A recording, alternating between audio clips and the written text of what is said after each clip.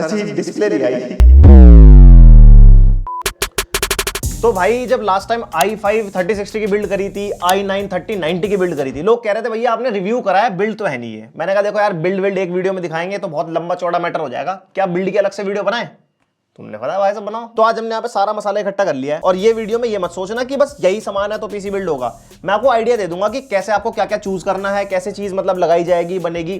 कोशिश करूंगा सारी डिटेल में बताने की। जितनी लंबी वीडियो बनेगी मुझे नहीं पता अभी कितने मिनट की बनेगी, तो आपको गाइड पूरी पता लग जाएगी। 2022 में अगर आप एक तगड़ा पीसी बिल्ड करते हो तो आपको क्या क्या चाहिए, तगड़ा नहीं भी करते कैसे कैसे आपकी चॉइस रहने वाली है आपके काम के हिसाब से, तो आपको समझ रहे ना, मतलब पीसी बिल्ड है, बस बात खत्म। चलो शुरू करते हैं। तो भाई पीसी बिल्ड करने से पहले सबसे पहली चॉइस क्या होती है? प्रोसेसर। मतलब आप प्रोसेसर डिसाइड करोगे, उसी के बाद तो पार्ट्स बाकी के डिसाइड होते हैं ना। तो उसके बाद हमारा जो यहाँ पे प्रोसेसर है वो है इंटेल का i7 12700K। अब प्रोसेसर की चॉइस कैसी होती है? आपके काम के ऊपर डिपेंड करती है। आपको मॉडरेट काम करने हैं, आप i5 Ryzen 5 के ले जाओ। आपको तगड़े काम करने हैं, फिर Ryzen 7 i7, फिर उससे भी तगड़ा वाला मैटर करना है तो i9 Ryzen 9। उसके अकॉर्डिंग फिर आपके आगे की बिल्ड तय होती है। तो यहाँ पे हम i7 यूज कर रहे हैं सिर्फ एक डेमो के लिए, बाकी बिल्ड जैसी आपकी मर्जी। आप प्रोसेसर डिसाइड हो गया, उसके बाद आता है हमारा मदरबोर्ड, क्योंकि जैसा प्रोसेसर होगा उसी के अकॉर्डिंग मदरबोर्ड होगा। जैसे हम इंटेल यूज कर रहे हैं 12 जनरेशन, तो LG 1700 सॉकेट वाले मदरबोर्ड चाहिए। ऐसे अगर AMD यूज करोगे तो AM4 सॉकेट वाला मदरबोर्ड चाहिए। मतलब वो सारी इंफॉर्मेशन आपको ऑनलाइन मिल जाएगी, ज्यादा डेप्थ में नहीं जा रहे, वीडियो 1-2 घंटे की नहीं बनानी। तो इस बिल्ड में हम यूज कर रहे हैं इंटेल का Z690 मदरबोर्ड, जो MSI की तरफ से आता है। और अब जैसे कि i7 है तो महंगे वाला मदरबोर्ड है। अब ऐसा नहीं है कि LG 1700 सॉकेट में महंगा ही लगाना है। अगर आप बजट बिल्ड कर रहे हो, i3 i5 के साथ जा रहे हो, तो आपको सस्ते मदरबोर्ड भी मिल जाएंगे अकॉर्डिंग टू योर बजट। उनकी फिर मदरबोर्ड की कैपेबिलिटीज अपने हिसाब से होती है, वो फिर मदरबोर्ड के रिव्यू देख लो। वो भी मैं बताऊं क्या? नहीं, गलत बात। अब प्रोसेसर मदरबोर्ड बेसिक चॉइस होती है। उसके बाद ना जब प्रोसेसर चूज करते हो आप, उसके हिसाब से कूलर भी चाहिए होता है। लाइक अगर आप i3 i5 यूज कर रहे हो तो स्टॉक कूलर चल जाएगा आराम से, क्योंकि उनकी TDP इतनी ज्यादा नहीं होती, पावर ड्रॉ नहीं होती, तो वो गर्म भी ज्यादा नहीं होते। अब यहाँ पे हम i7 यूज कर रहे हैं। वैसे i7 पे एयर कूलर चल जाएगा, बट इस वीडियो के लिए हम यहाँ पे AIO यूज कर रहे हैं। तो मैं लिक्विड कूलर इसलिए चूज कर रहा हूँ वीडियो के लिए, क्योंकि लिक्विड कूलर थोड़ा सा कॉम्प्लिकेटेड होता है लगाना। एयर कूलर आसान है, एक ही कनेक्शन होता है पावर का और मदरबोर्ड का, वो आराम से लग जाता है। ये है कॉम्प्लिकेटेड मैटर। तो उसके हिसाब से थोड़ी एकदम प्रोफेशनल वाली बिल्ड होगी, जिसमें तुम्हें लगेगा हाँ भाई मेहनत लगाई है लॉन्डे ने, फुल मेहनत। उसके बाद नेक्स्ट चॉइस आती है हमारी रैम की। रैम आपके मदरबोर्ड पे डिपेंड करती है। जब आप मदरबोर्ड सेलेक्ट कर लोगे, या तो DDR4 सपोर्ट वाला मदरबोर्ड होगा तो ऑब्वियसली DDR4 लगाओगे। अब जो हमारा मदरबोर्ड है ये DDR4 सपोर्ट भी करता है और DDR5 भी करता है, तो हमने DDR5 की रैम रखी है यहाँ पे। अब ये सबसे क्रूशियल चॉइस हो सकती है जो आपकी कैबिनेट है। अब हमने तो यहाँ पे ATX मदरबोर्ड यूज किया, जो मतलब फुल साइज वाला होता है। उसमें माइक्रो ATX भी आते हैं, अलग अलग साइज होते हैं मदरबोर्ड के। तो जैसा मदरबोर्ड का साइज होगा वैसी आपकी कैबिनेट होगी। अब हमने ATX मदरबोर्ड यूज करा है और 360 mm का कूलर भी यूज करा है। एकदम बड़ा बड़ा हिसाब किताब है, तो हमने बिल्कुल एकदम बड़ी बड़ी कैबिनेट मंगा ली, ताकि सारा बड़ा बड़ा सामान पूरा अंदर लग जाए इसके। अब आज की डेट में ना पीसी बिल्ड का सबसे कंट्रोवर्शियल पार्ट आता है, वो होता है ग्राफिक कार्ड। लोगों को ये नहीं पता कौन सी MSRP है, किस रेट पे बिक रहा है, लेने का मन है, पैसे हो नहीं पा रहे। ये एक तरीके से आप ऑप्शन मान लो। अगर इंटेल का प्रोसेसर यूज करोगे तो इंटेल में तो iGPU मिल ही जाता है, तो विदाउट ग्राफिक्स कार्ड भी आप डिस्प्ले आउटपुट ले सकते हो। वहीं अगर आप AMD के लिए जाते हो तो X सीरीज वाले प्रोसेसर हैं जो ओवरक्लॉकेबल होते हैं, उसके अंदर आपको ग्राफिक कार्ड लगाना पड़ेगा। वरना AMD में आपको APU का ऑप्शन भी मिल जाता है, फिर APU लगा लो। वो उनके लिए जिनके पास ग्राफिक्स कार्ड का बजट नहीं है, अभी पीसी बिल्ड करना है, बाद में लगा लेंगे। समझ रहे हो ना मतलब? तो यहाँ पे हमारा बजट भी कुछ नहीं है, ये भी सब MSI वालों ने भेजा है। 3080 हम यहाँ पे यूज कर रहे हैं, और i7 के साथ 3080 मतलब सही से चला जाएगा, क्योंकि हमने 3060 की बिल्ड कर रखी थी, 3090 की भी कर रखी थी। मैंने कहा 3080 कर लेते हैं, तो कुछ नया आ जाएगा चैनल पे। और हाँ, जो परफॉर्मेंस वाली वीडियो होगी ना, वो मैं सेपरेट बनाऊंगा। ये सिर्फ पीसी बिल्ड गाइड है, कहीं तुमको भाई साहब मजा नहीं आया। अब हमारा सारा सामान हो गया सेलेक्ट। उसके बाद आता है मेन पावर सोर्स। अब यहाँ पे बहुत लोग कंफ्यूज होते हैं कि पावर सप्लाई सेलेक्ट कैसे करें, मतलब कैसे डिफाइन करें। 750 वॉट लगानी है, 850 लगानी है, 1000 लगानी है, और उसके अंदर भी अलग अलग टोचन है, मॉड्यूलर, नॉन मॉड्यूलर। तो वो सारा डिपेंड करता है आपकी बिल्ड के ऊपर। मैं तो सजेस्ट करूंगा आप मॉड्यूलर पावर सप्लाई लगाओ आज की डेट में। उसमें आप वायर मैनेजमेंट अच्छे से कर पाओगे और काफी ईजी हो जाती है आपकी बिल्ड। वो अभी आपको जब बिल्ड करेंगे ना तो बताऊंगा। और हमारे पास जो पावर सप्लाई है वो MSI की 850 वॉट की 80+ गोल्ड वाली पावर सप्लाई है। हमारे बिल्ड के हिसाब से हमने 850 वॉट क्यों चूज करी, इसका एक रीजन है। आपके जितने कंपोनेंट्स है ना, इनकी स्पेसिफिकेशन अगर आप देखोगे, हर किसी का पावर कंजम्पशन इनकी वेबसाइट पे मेंशन्ड होता है। फॉर एग्जांपल हमारा जो 3080S की मैक्स 3D पे हमारी 320 वॉट अप्रॉक्स है। तो ऐसे करते करते जो आपके कंपोनेंट्स हैं, मान लो आपके 500 वॉट का प्रॉपर कंपोनेंट्स बैठ रहा है, तो उससे ऊपर हम 100-200 वॉट एक्स्ट्रा लेके चलते हैं, जिससे आपको मतलब फ्यूचर अपग्रेड में कोई भी रूम चाहिए हो, मतलब पूरा एकदम फुल कंजम्पशन ना हो पावर सप्लाई का, तो उसके अकॉर्डिंग हम पावर सप्लाई अपनी चूज कर सकते हैं। समझ आ गया? एकदम बढ़िया। बिल्ड करें? नहीं, अभी स्टोरेज रहती है। अब स्टोरेज है प्रॉपर्ली पूरी ऑप्शनल। आपको SSD लगानी है, आपको HDD लगानी है, आपको 2.5 इंच की SSD लगानी है, जैसे भी आपका बजट है। Gen 3 Gen 4 दुनिया भर के ऑप्शन है। अब हमारा जो मदरबोर्ड है Gen 4 सपोर्ट के साथ आता है। ये हमारी MSI की 2 TB की SSD है, और इसका जो प्राइस है वो अप्रोक्सीमेटली 35,000 रुपए है। ये भी आपने श्रद्धा के हिसाब से लगा लो, और हम जो यूज कर रहे हैं अपने बिल्ड के लिए यूज कर रहे हैं, टेस्ट तो आएगा ही। तो ये हमारी PCI Gen 4 है और एकदम हमारे को मैक्स वाला अपग्रेड रखना था अपने हिसाब से कि हम जैसे i7 यूज कर रहे हैं 12th जनरेशन 3080, तो मैंने कहा स्टोरेज में क्यों भी छट है, हम Gen 4 लगाएंगे। तो अब सीधा पीसी बिल्ड करते हैं और सेटअप लगाते हैं फटाफट। हमारा पीसी बिल्डिंग का प्रोसेस शुरू करने से पहले सबसे पहले मदरबोर्ड का काम आता है। आप मदरबोर्ड खोलो, खोले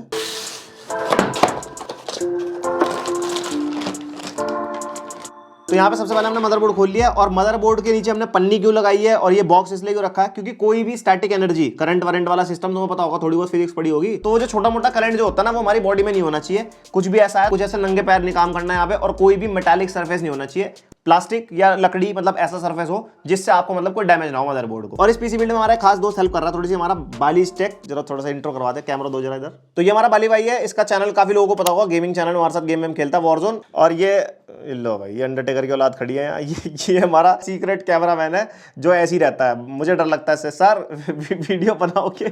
तो यहाँ पे सबसे पहले हम लगाएंगे प्रोसेसर।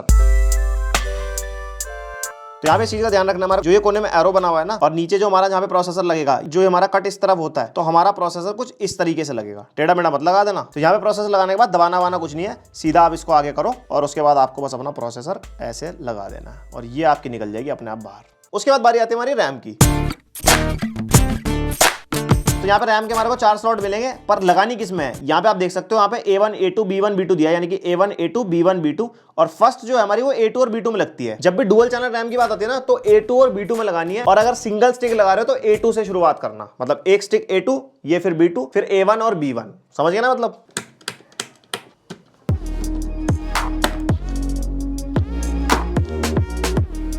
उसके बाद बारी आती है हमारी स्टोरेज की। यहाँ पे जो हमारी SSD है वो हम लगाएंगे रैम के बाद। तो SSD लगाने के लिए हमारे को M.2 स्लॉट चाहिए होते हैं। यहाँ पे हमारे को 2 M.2 स्लॉट मिलते हैं। पहले वाले हम लगाएंगे SSD, उसके लिए हमारे को ये हीट सिंक खोल लेनी है सबसे पहले। अब जो हमारी SSD है ना, ये हीट सिंक प्री अप्लाइड है, तो हमारे को ये हीट सिंक वापस लगाने की जरूरत नहीं है, तो हम डायरेक्टली इसी को यहाँ पे लगा सकते हैं। और SSD लगाना हमारी कोई मुश्किल काम नहीं है, ऐसे रैम की तरह घुसानी है यहाँ पे, और पीछे एक लैच सा दिया हुआ है। हर मदरबोर्ड का अलग अलग हिसाब होता है, किसी के अंदर स्क्रू ड्राइवर होता है, इसके अंदर हमारे को ये हुक टाइप मिल जाता है, बस ये हुक ऐसा करो और ये आपकी SSD फिट होगी इसके ऊपर। तो जैसे कि हम लिक्विड कूलर यूज कर रहे हैं, मतलब AIO यूज कर रहे हैं, तो AIO के लिए हमारे को AIO का ब्रैकेट लगाना जरूरी है मदरबोर्ड पे। अगर हमने मदरबोर्ड अपने कैबिनेट में लगा दिया तो ये ब्रैकेट उसके पीछे लगता है, जिसके ऊपर हमारा AIO फिट होगा बेसिकली। तो यहाँ पे जो हमारा AIO है, इसके अंदर हमारे को ब्रैकेट मिले हैं, कुछ AMD वाले होते हैं, कुछ इंटेल वाले होते हैं। अभी जो हमारे को ब्रैकेट चाहिए वो ये चाहिए, LGA 1700 वाला, जो हमारा इंटेल 12th जेन में काम आता है। तो ये सब हमने फिट कर लिया। अब बारी आती है कैबिनेट की। तो जब आप कैबिनेट खोल लोगे ना, कैबिनेट के अंदर के स्क्रू है जो मदरबोर्ड वगैरह टाइट करने होंगे, वो आपको कैबिनेट के अंदर ही मिल जाएंगे, मतलब वो अलग से नहीं मिलेंगे। कैबिनेट के अंदर ढूंढो, कहीं ना कहीं चिपके पड़े होंगे साइड स्पीड में।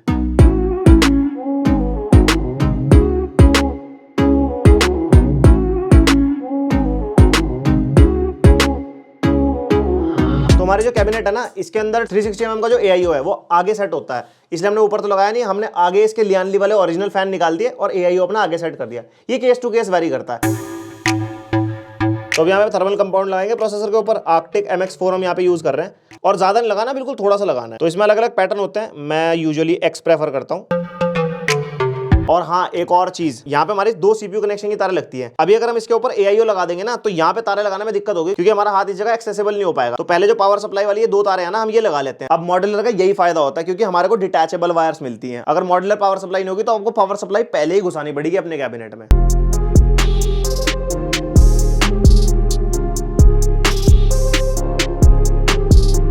तो हमारा फाइनल सेटअप कुछ ऑलमोस्ट हो चुका है। हमारे 3 फैन जो लियानली वाले सामने से निकाल दिए हमने, जिसके अंदर हमने AIO लगा दिया, ये फैन हम 2 ऊपर लगा देंगे, हमारे पास स्पेस बची है, और एक पीछे, ताकि हमारा एयर फ्लो मस्त रहे। तो फटाफट से फैन लगा लेते हैं। ये जो हमने कनेक्शन करे ना फैन के, ये वहीं पे करें जहां पे सिस्टम फैन लिखा होता है। 2 हमने नीचे कर दिए और एक हमने यहाँ पे ऊपर कर दिया, मतलब जहां पे आपकी तार क्लोज हो वहीं पे आपको एक ना एक स्लॉट जरूर मिल जाएगा।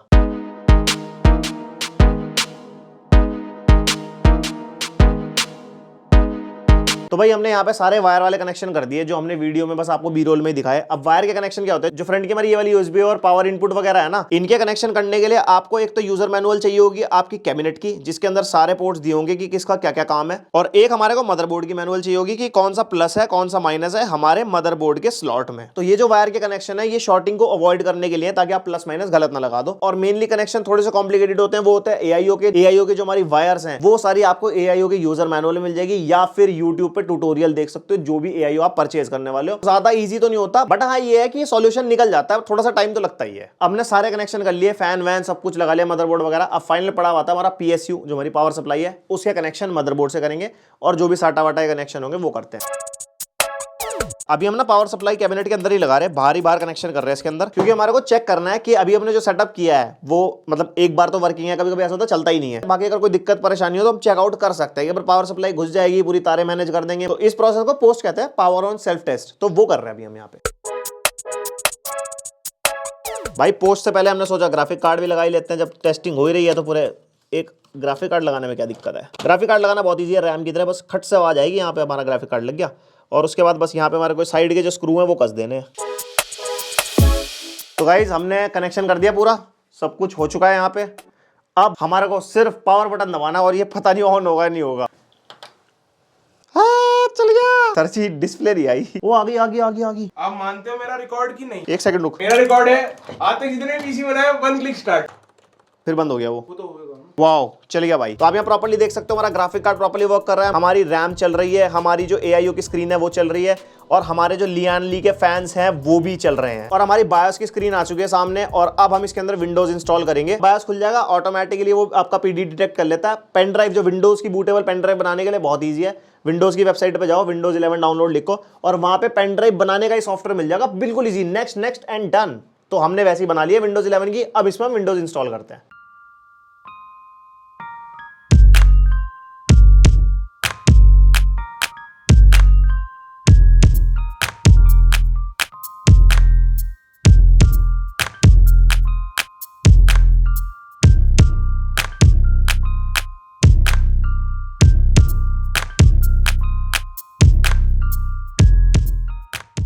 सो गाइस ये रहा हमारा फाइनल पीसी बिल्ड, और ये बिल्डिंग गाइड ना कह के बेसिक्स कह सकते हो, ओवरव्यू आपको दे दिया पीसी बिल्ड का कि कैसे कैसे आपको चीजें सेलेक्ट करनी है, क्या चीजें कैसे लगती हैं, क्या पहले लगेगा क्या बाद में लगेगा। अगर आपको इन डेप्थ और चीजें जाननी है, जैसे कि IO के कनेक्शन हो गए, AIO के, तो वीडियो बना के फायदा नहीं, क्योंकि हर AIO अलग अलग तरीके से लगता है, हर ब्रांड का थोड़ा थोड़ा डिफरेंस होता है। बाकी जो इन डिटेल वायर के कनेक्शन है ना, बस वो नहीं दिखाया मैंने इस वीडियो में। अगर आपको वो भी देखना है तो मेरे को आप कमेंट सेक्शन में बता देना। बाकी रिव्यू आएगा इस पीसी का i7 3080 के साथ कैसी परफॉर्मेंस दे रहा है, उसकी एक सेपरेट वीडियो आएगी चैनल पे। और अगर ये वीडियो बाद में देख रहे हो तो उसकी वीडियो आ चुकी होगी, आप सर्च कर लेना, मेरे चैनल का नाम डाल देना कि भाई साहब वेनम स्टैक, हाँ है भाई है। तो बस यही था आज की वीडियो में। बताना मेरे को वीडियो कैसी लगी, कौन सा फेवरेट पार्ट था, कौन सा बेकार था, कौन सी मेरी गलतियां थी। हो सकता है गलतियां होंगी, कोई दिक्कत नहीं है, मैं कोई प्रोफेशनल न्यूज चीज को लेके, तो आप कमेंट सेक्शन में बिंदास बता सकते हो, एकदम ओपन भाई साहब, फुल क्रिटिसिज्म। ये हमारा एल्गोरिथम वाला क्रिटिसिज्म है। तो बस लाइक मार दो वीडियो को, सब्सक्राइब कर दो चैनल को। मिलते हैं नेक्स्ट वीडियो में, तब तक के लिए बाय।